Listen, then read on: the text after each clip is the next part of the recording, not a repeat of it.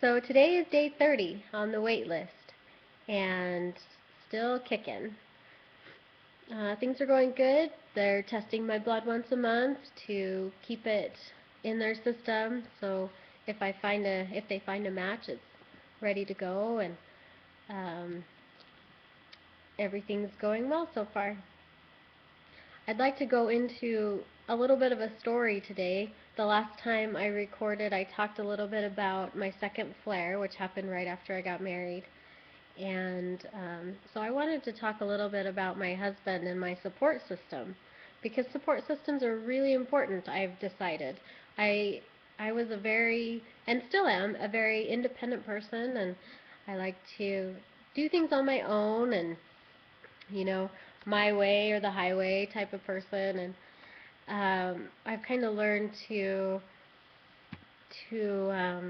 rely on support systems a little bit more, because they really do help, and sometimes you have to have them when you're unable to do the things you need to do in life.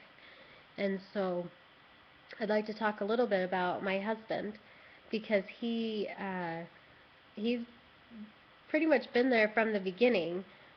We started dating a month or so before I was diagnosed when I was 16, and so we started dating off and on at that time, and then we got pretty serious the older I got, toward 17, 18, and that's still pretty young, but he was there for me and he supported me, and he was older than me, and so I didn't really take him too seriously at first, because he was going off to college, and why would he want to stick around with this high school girl, especially that was sick and on chemotherapy. And so we, had a good relationship, but uh, he stuck around and wanted to be with me, and I really appreciated it.